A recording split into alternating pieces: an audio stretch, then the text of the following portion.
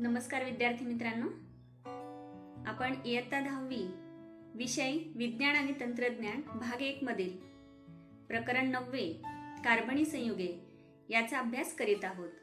आपण आतापर्यंत कार्बनी संयुगांमधील बंध, कार्बन एक आगळेवेगळे मूलद्रव्य, संपृक्त आणि असंपृक्त हायड्रोकार्बन, क्रियात्मक गट आणि समजातीय श्रेणी इत्यादी घटकांचा अभ्यास केलेला आहे।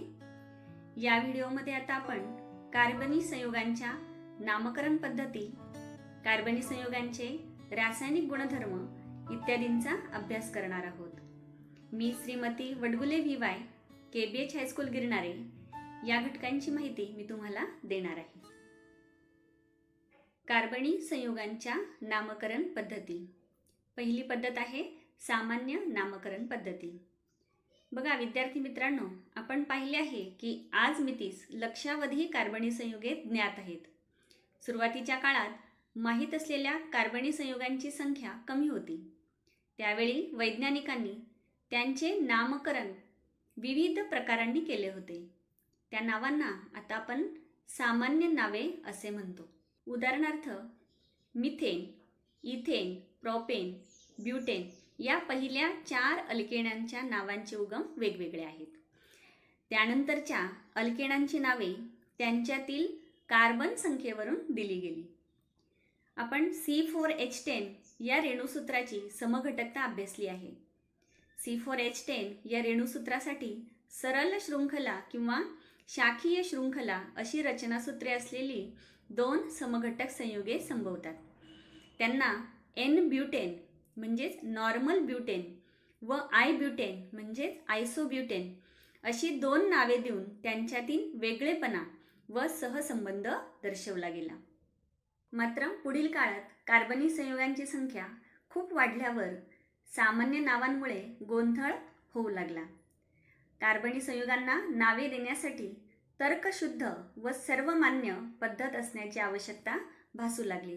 त्यासाठीच पुढील पद्धत IUPAC नामकरण पद्धती ही प्रचलित झाली। IUPAC nomenclature system, international union of pure and applied chemistry IUPAC या संस्थेने संयुगांच्या संरचनेवर आधारित नामकरण पद्धती मांडली व ती जगभर मान्यता पावली। या पद्धतीमध्ये सर्व प्रकारच्या कार्बनी संयुगांना विशिष्ट नाव देण्याची तरतूद आहे। आपण येथे एकच क्रियात्मक गट असलेल्या काही सरळ शृंखला संयुगांना IUPAC नाव कसे देतात ते पाहूया। कोणत्याही कार्बनी संयुगांच्या IUPAC नावाचे 3 घटक असतात: जनक, प्रत्यय व उपसर्ग। त्यांची मांडणी पुढील प्रमाणे असते।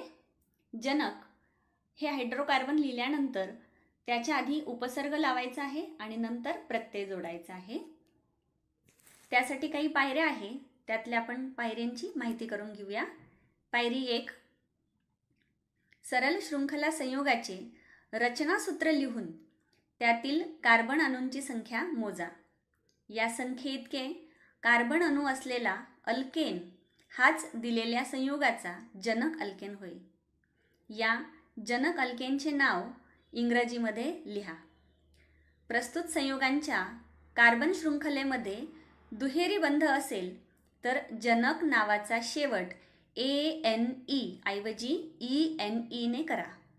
जर प्रस्तुत संयुगांच्या कार्बन शृंखलेमध्ये तिहेरी बंध असेल तर जनक नावाचा शेवट ANE ऐवजी YNE ने करा। आपण काही उदाहरणं बघूया। दिलेल्या तक्त्यामध्ये काही रचनासूत्र आपल्याला दिलेली आहेत, त्यांच्या सरळ शृंखला दिलेल्या आहेत आणि जनक नाव इथे दिलेलं आहे। बघा CH3CH2CH3 या रचनासूत्रामध्ये कार्बनचे 3 अणू आहेत। कार्बनचे 3 अणू आहेत म्हणून जनक नाव जे आहे ते प्रोपेन आहे। त्यानंतर CH3CH2OH या उदाहरणामध्ये 2 कार्बन अणूंची शृंखला आहे आणि जनक नाव आहे इथेन। CH3CH2COOH या उदाहरणामध्ये 3 कार्बन अणूंची शृंखला आहे, त्यामुळे जनक नाव आहे प्रोपेन। CH3CH2CH2CHO या उदाहरणामध्ये 4 कार्बन अणूंची सरळ शृंखला आहे, त्यामुळे जनक नाव आहे ब्युटेन. CH3CH2 या उदाहरणात 3 कार्बन अणूंची शृंखला आहे, मात्र इथे दुहेरी बंध असल्यामुळे ANE ऐवजी आपण काय म्हटलेलं आहे, इथे ENE हे अक्षर वापरलेले आहेत, म्हणून जनक नाव आहे प्रोपीन. आणि शेवटच्या उदाहरणामध्ये 3 कार्बन अणूंमधील 2 कार्बनमध्ये तिहेरी बंध आहे आणि म्हणून आपण या जनक नावाचा शेवट YNE ने केलेला आहे, म्हणजेच प्रोपाईन अशा पद्धतीने केलेला आहे. त्यानंतर दुसरी पायरी, रचनासूत्रामध्ये एखादा क्रियात्मक गट असल्यास जनक नावातील शेवटचे ई हे अक्षर काढून त्या जागी क्रियात्मक गटाचे संक्षिप्त नाव प्रत्यय म्हणून जोडा. याला अपवाद फक्त आहे हॅलोजन गटाचा. हॅलोजन या क्रियात्मक गटाचे संक्षिप्त नाव हे नेहमी उपसर्ग म्हणून जोडतात. तर त्याचं निरीक्षण करूया आपण. यामध्ये रचनासूत्र दिलेले आहेत. या रचनासूत्रामध्ये काही क्रियात्मक गट जोडलेले आहेत, त्यांचा आपण अभ्यास करूया. CH2CH2OH या रचनासूत्रामध्ये 2 कार्बनचे अणू आहे, म्हणून जनक नाव आहे इथेन आणि क्रियात्मक गट इथे आहे OH आणि म्हणून त्याचे संक्षिप्त नाव आहे OL म्हणजेच ऑल. आणि म्हणून जनक आणि प्रत्यय मिळून इथे नाव आपल्याला मिळणार आहे इथेनॉल. CH3CH2Cl या ठिकाणी क्रियात्मक गट आहे Cl म्हणजेच संक्षिप्त नाव आहे त्याचं क्लोरो. आणि 2 कार्बन असल्यामुळे इथेन हे जनक नाव आहे आणि आपण बघितलंच आहे की हॅलोजन या क्रियात्मक गटाचे संक्षिप्त नाव आपण उपसर्ग म्हणून जोडतो आणि म्हणून मग क्लोरो इथेन हे उपसर्ग आणि जनक नाव असेल. Br CH2CH3 संक्षिप्त नाव आहे ब्रोमो, कारण क्रियात्मक गट आहे ब्रोमीन Br. जनक नाव आहे इथेन आणि ब्रोमो इथेन हे उपसर्ग जनक असतील. CH3CH2CHO CHO हा क्रियात्मक गट इथे जोडला गेलेला आहे आणि त्याचे संक्षिप्त नाव असणार आहे AL म्हणजेच आल. जनक नाव आहे प्रोपेन आणि म्हणून जनक आणि प्रत्यय असणार आहे प्रोपेनाल. CH3COOH क्रियात्मक गट आहे COOH ऑइक ॲसिड. जनक नाव आहे इथेन आणि जनक प्रत्यय आहे इथेनॉइक ॲसिड. CH3NH2 NH2 हा क्रियात्मक गट इथे जोडलेला आहे, त्याचं संक्षिप्त नाव आहे अमीन. जनक नाव आहे मिथेन आणि म्हणून जनक आणि प्रत्यय असेल मिथेनामीन. आणि शेवटच्या उदाहरणामध्ये क्रियात्मक गट आहे CO जर असेल तर ओन हे संक्षिप्त नाव असेल. जनक नाव आहे प्रोपेन आणि जनक प्रत्यय आहे प्रोपेनोन. तिसऱ्या पायरीकडे आपण जाऊया. या पायरीमध्ये कार्बन शृंखलेतील कार्बन अणूंना एका टोकाकडून दुसऱ्या टोकापर्यंत अंक द्या. CHO किंवा COOH या क्रियात्मक गटातील कार्बनला 1 हा अंक द्या. हे क्रियात्मक गट नसतील तेव्हा शृंखलेचे अंकन 2 दिशांना होऊ शकते. या अंकनामुळे क्रियात्मक गट धारण करणाऱ्या कार्बन अणूला लहान अंक मिळेल असे अंकन ग्राह्य धरा. क्रियात्मक गटाच्या संक्षिप्त नावापूर्वी हा अंक लिहा. अंतिम नावामध्ये अंक व अक्षर यांच्यामध्ये लहान आडवी रेषा काढा. बघा, तक्त्याचं निरीक्षण करा. यामध्ये रचनासूत्र आपल्याला इथे दिलेली आहेत. कार्बन शृंखलेचे अंकन दिलेले आहेत. ग्राह्य अंकन कोणतं आहे ते बघायचं आहे आणि त्यानुसार IUPAC नाव द्यायचं आहे. पहिलं रचनासूत्र आपण बघूया. CH3CH3 आणि दुसऱ्या कार्बन अणूला OH हा क्रियात्मक गट इथे जोडलेला आहे. मग या कार्बन शृंखलेची आपण 2 प्रकारे अंकने करू शकतो, डावीकडून उजवीकडे किंवा उजवीकडून डावीकडे. मात्र कशाही पद्धतीने जर आपण अंकन केलं तरी दुसऱ्याच कार्बनला क्रियात्मक गट जोडलेला आहे, म्हणजे दोन्ही अंकने समान आहेत. आणि म्हणूनच या संयोगाचं IUPAC नाव असणार आहे प्रोपेन 2 ऑल. दुसरे रचनासूत्र आपण बघूया. CH3CH2 CH2 CH CH3. या ठिकाणी आपण जर उजव्या बाजूकडून जर निरीक्षण केलं तर दुसऱ्या कार्बन अणूला हा Cl क्रियात्मक गट जोडलेला आहे. मग याचे अंकन बघा, उजवीकडून डावीकडे किंवा डावीकडून उजवीकडे अशा पद्धतीने केल्यानंतर ग्राह्य अंकन कोणतं येणार तर उजवीकडून डावीकडे, कारण 2 नंबरच्या कार्बन अणूला Cl हा क्रियात्मक गट इथे जोडलेला आहे आणि म्हणूनच मग आपल्या संयोगाचं नाव असणार आहे 2 क्लोरोपेंटेन. त्यानंतर पुढचं रचनासूत्र CH3C CH2 CH2 CH3. आपण जर डावीकडून जर निरीक्षण केलं तर 2 नंबरच्या कार्बनला O हा गट जोडलेला आहे आणि त्याचे अंकन ग्राह्य अंकन कोणतं आहे तर डावीकडून उजवीकडे आणि नाव आहे पेंटेन 2 ओन.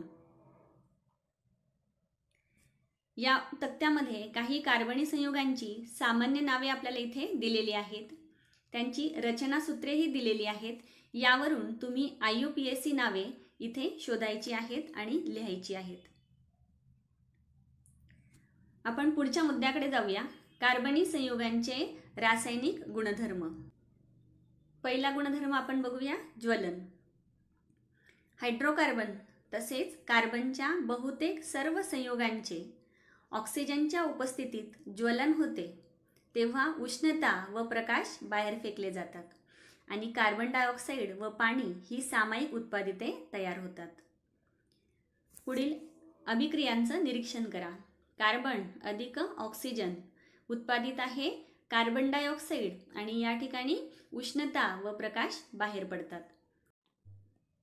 मिथेन अधिक ऑक्सिजन उत्पादित आहे कार्बन डायऑक्साईड, पाणी आणि उष्णता व प्रकाश. त्यानंतर इथेनॉल.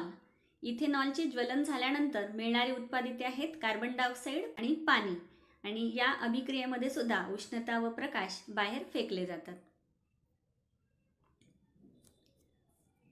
पुढचा गुणधर्म आपण बघूया, ऑक्सिडीकरण. कार्बनी संयुगे हवेमध्ये पेटवली असता हवेतील ऑक्सिजन बरोबर सहज संयोग पावून जळू लागतात. या ज्वलन क्रियेत कार्बनी संयुगांच्या रेणूमधील सर्व रासायनिक बंध तुटून कार्बन डायऑक्साईड व पाणी ही उत्पादिते तयार होतात. म्हणजेच ज्वलनामध्ये कार्बनी संयुगांचे पूर्णपणे ऑक्सिडीकरण होते. ऑक्सिजनचा स्रोत म्हणून काही रासायनिक पदार्थांचा सुद्धा वापर होतो. जे पदार्थ दुसऱ्या पदार्थांना ऑक्सिजन देऊ शकतात त्यांना ऑक्सिडीकारक किंवा ऑक्सिडक असे म्हणतात. उदाहरणार्थ पोटॅशियम परमॅंगनेट, पोटॅशियम डायक्रोमेट ही नेहमीच्या वापरातील काही ऑक्सिडीकारक संयुगे आहेत. या अभिक्रियेचं निरीक्षण करा. इथे इथेनॉलचे ऑक्सिडीकरण होऊन इथेनॉइक ॲसिड तयार झालेला आहे.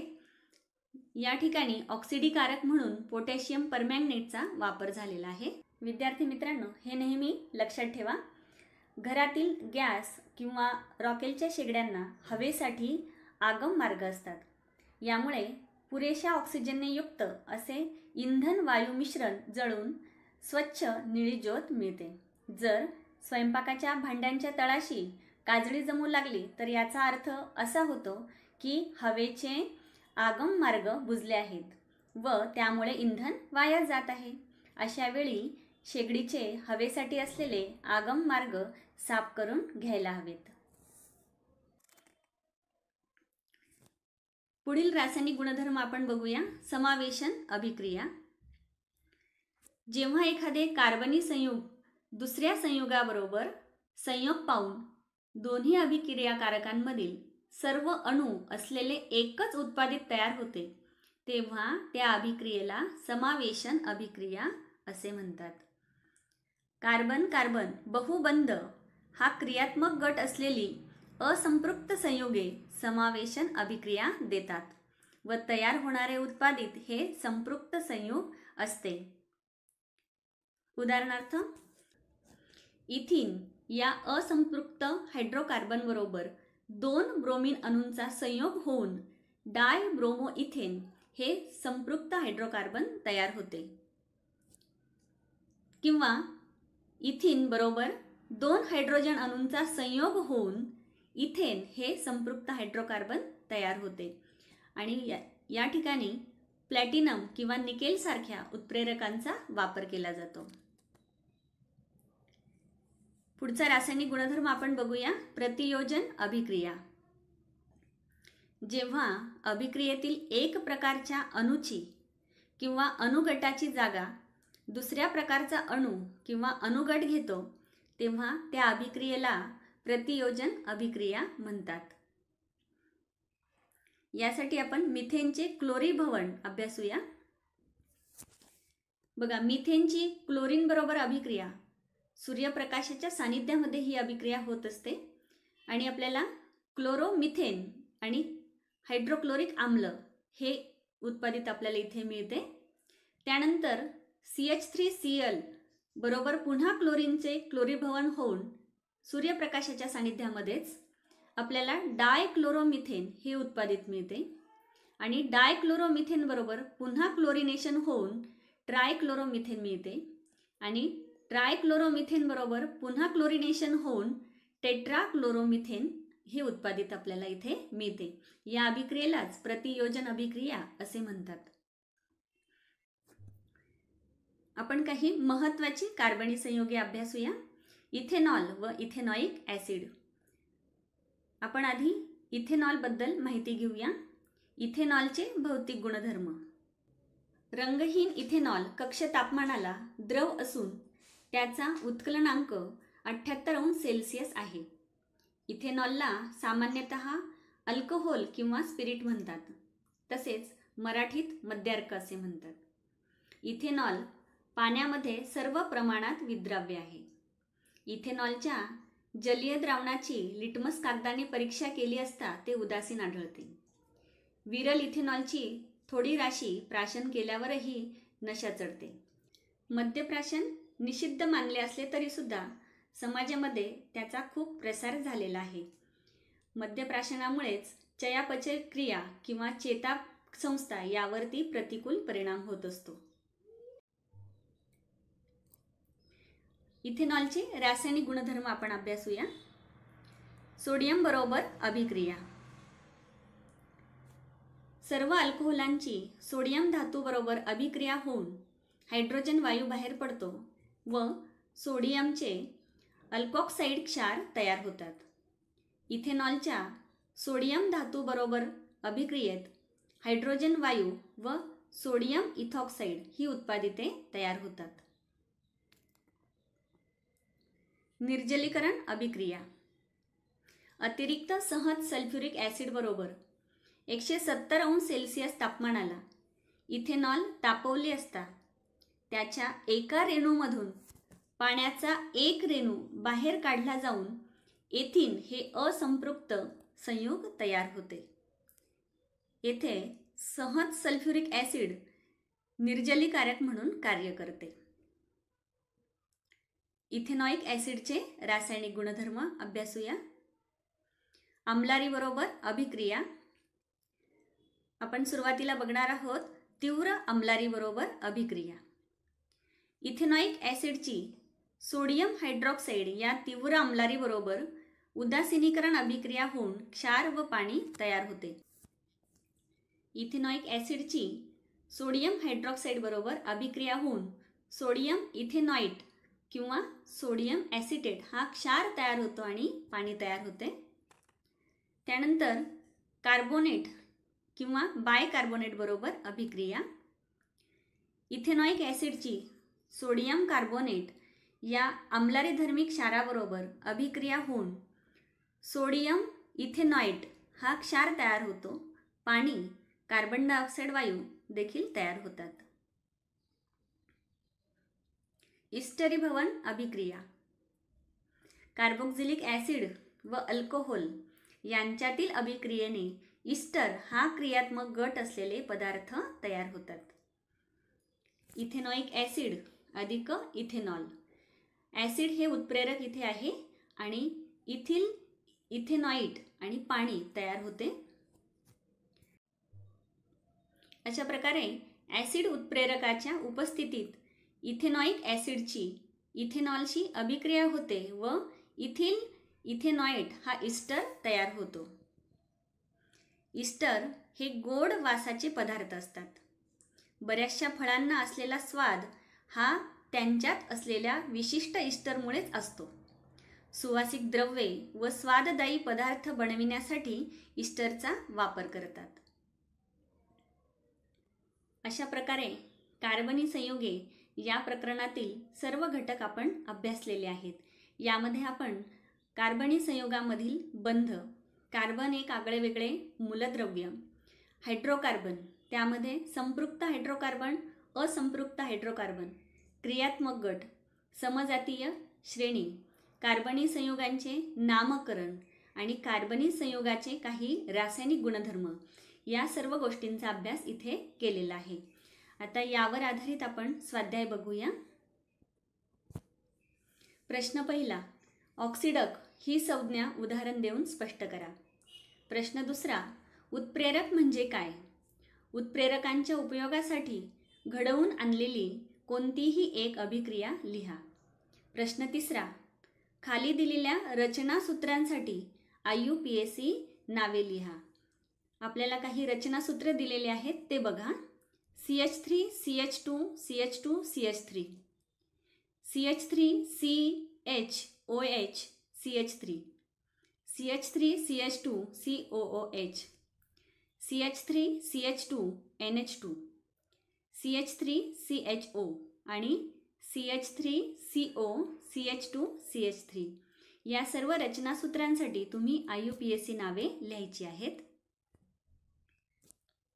प्रश्न चौथा, कार्बनी संयुगांच्या खाली दिलेल्या रासायनिक अभिक्रियांचे प्रकार लिहा. बघा, या प्रकरणामध्ये आपण ज्वलन अभिक्रिया, ऑक्सिडीकरण अभिक्रिया, यामध्ये ऑक्सिजन बरोबर अभिक्रिया आपण बघितल्या. समावेशन अभिक्रिया, प्रतियोजन अभिक्रिया, इथेनॉलची सोडियम बरोबर अभिक्रिया, निर्जलीकरण अभिक्रिया, इथेनॉइक आम्लाची आम्लारी बरोबर अभिक्रिया, इस्टरीभवन इत्यादी अभिक्रियांचा आपण अभ्यास केलेला आहे. यावरून या रासायनिक अभिक्रियांचे प्रकार तुम्ही स्पष्ट करायचे आहेत. बघा, पहिलं आहे CH3 CH2 CH2OH, उत्पादित आहे CH3 CH2 COOH. दुसरी अभिक्रिया आहे CH3 CH2 CH3, उत्पादित आहे 3CO2 + 4H2O. तिसरी अभिक्रिया CH3 CH CH CH3 अधिक Br2 आणि उत्पादित आहे CH3 CHBr CHBr CH3. चौथी अभिक्रिया CH3 CH3 अधिक Cl2 CH3 CH2 Cl अधिक HCl हे उत्पादित आहे. पाचवी अभिक्रिया आहे CH3 CH2 CH2 CH2OH आणि उत्पादित आहे CH3 CH2 CH CH2 अधिक H2O. सहावी अभिक्रिया आहे CH3 CH2 COOH अधिक NaOH आणि उत्पादित आहे CH3 CH2 COO - Na+ अधिक H2O. CH3 COOH अधिक CH3OH आणि उत्पादित आहे CH3 COO CH3 अधिक H2O. या सर्व अभिक्रिया जर तुम्ही रचनासूत्रांच्या स्वरूपामध्ये लिहिला तर तुम्हाला अभिक्रियांचे प्रकार लगेच लक्षात येतील. प्रश्न पाचवा, खाली दिलेल्या IUPAC नावांसाठी रचनासूत्रे लिहा. 1. Pent 2 one, 2 chlorobutane, propane 2 ol, methanol, butanoic acid, 1 bromopropane, ethanamine आणि ब्युटॅनोन.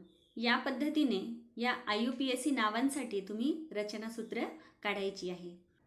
अशा प्रकारे विद्यार्थी मित्रांनो, आपण विज्ञान आणि तंत्रज्ञान भाग 1 मधील प्रकरण 9 कार्बनी संयुग हे पूर्ण केलेले आहे. तुम्ही दोन्ही व्हिडिओंचा नीट अभ्यास करायचा आहे. तुम्हा सर्वांना पुढील वाटचालीसाठी खूप खूप शुभेच्छा. घरी राहा, सुरक्षित राहा आणि खूप अभ्यास करा.